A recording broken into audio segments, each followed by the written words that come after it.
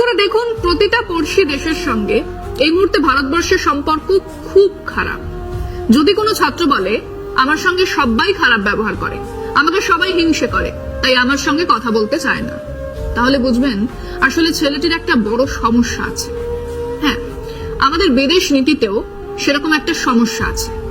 আসলে রাষ্ট্রনীতি আর পররাষ্ট্রনীতি সে আপনি যাই বলুন না কেন, সবটাই আপাতত মোদী সখাদের উপর নির্ভরশীল।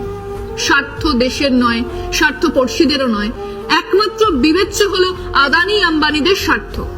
ভুটান একটা দেশ যাকে দেশের 60% মানুষ ভারতবর্ষের অংশই মনে করত। সেই ভুটান ছিল চীন আর ভারতের মধ্যে একটা বাফার এরিয়া। সেই ভুটান এখন ভারত বিরোধী। আগে ভারতীয়রা অবাধে ভুটানে বেড়াতে যেতে পারত, এখনো পাসপোর্ট লাগে না, কিন্তু বেড়াতে গেলে মাথাপিছু যে টাকা দিতে হয় তা চমকে দেবার মতো। আগে ট্রেনে করে ফুনসিলিং চলে যাও, তারপর ঢুকে যাও ভুটানে। এখন আগে এন্ট্রি পারমিট নিতে হবে, আর তার জন্য 1200 টাকা প্রতি রাতের জন্য দিতে হবে। মানে 7 দিন ভুটানে বেড়াতে গেলে 8400 টাকা কেবল ভুটান সরকারকে দিতে হবে, যা আগে কেবল বিদেশিদের দিতে হতো। ভারতীয়রা ভুটানে বিদেশি ছিল না। এখন সেখানে যে কোনো আর্মি মুভমেন্টের আগে ছাড়পত্র নিতে হয়। কাজেই ওই ভুটানে ডেরা বাঁধা উগ্রপন্থীদের অস্ত্র শস্ত্র প্রশিক্ষণ শিবির অনায়াসেই চলছে। আর তার উপরেই চীন রাস্তা তৈরি করছে, যা আগে হতো না। নেপালের লিপুলেখ অঞ্চলের ম্যাপ নিয়ে জটিলতা কাটেনি। নেপাল সেই অঞ্চলকে নিজেদের বলে দাবি করেছে। গোটা নেপাল জুড়ে আগে 100 টাকার ভারতীয় নোট অনায়াসে চলতো, এখন তার দাম কমেছে, আর নেপাল জুড়ে ভারত বিরোধিতা চোখে পড়ার মতন। ওদেশের রাজনৈতিক দলগুলোর বেশিরভাগই মনে করে ভারত অযথাই তাদের দেশের অভ্যন্তরীণ বিষয় নাক গলাচ্ছে এবং গলানোর চেষ্টা করছে। মালদ্বীপ তো এখন প্রায় শত্রু রাষ্ট্র, সেখানেও তীব্র ভারত বিরোধিতাকে সম্বল করে যেতে এসেছেন বর্তমান শাসক এবং নেতা মোহাম্মদ মুইজ্জু। শ্রীলঙ্কাতে জনতা বিমুক্তি পেরুমুনা মার্ক্সবাদে বিশ্বাসী।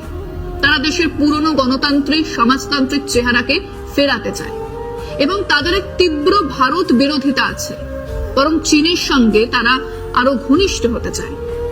আফগানিস্তানের তালিবানদের সঙ্গে নয়, সেই সরকারের বাণিজ্য নীতি অনুযায়ী সে দেশে বাণিজ্য করছে ভারত।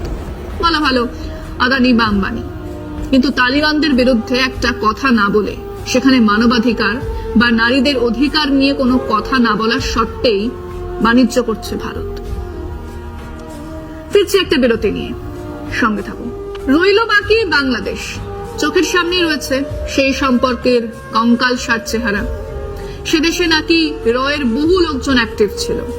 মজার কথা হচ্ছে, তারা বুঝতেও পারেননি যে তাদের পেয়ারের বেগম হাসিনাকে উৎখাত করার পরিকল্পনা নিয়ে ছাত্র আন্দোলন শুরু হয়েছে। না, তারা জানতেনও না। হাসিনা দেশ ছাড়ার পরে তারাও দেশ ছেড়েছেন।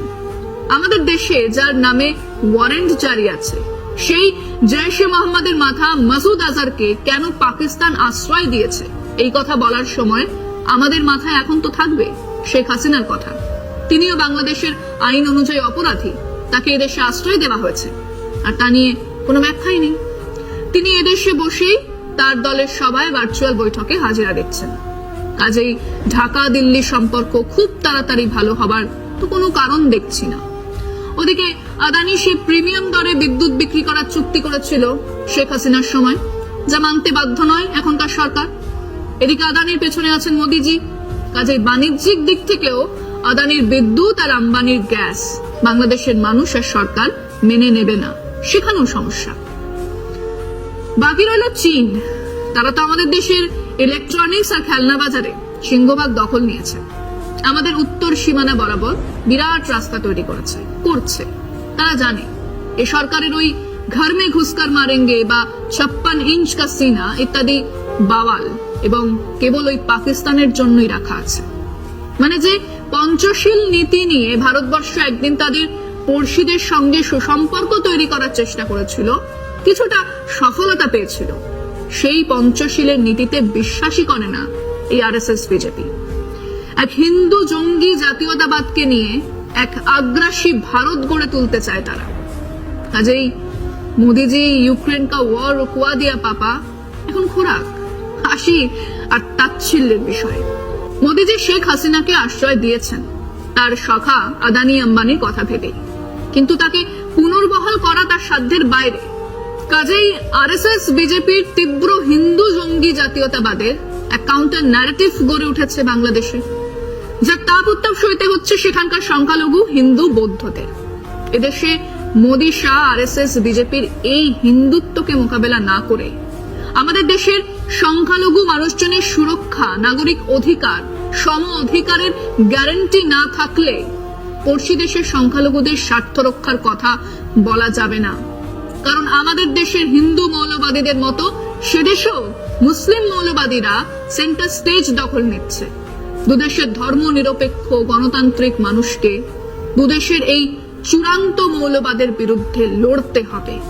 দুদেশের গণতান্ত্রিক কাঠামোকে আবার বাঁচিয়ে তোলার সেটাই একমাত্র উপায়।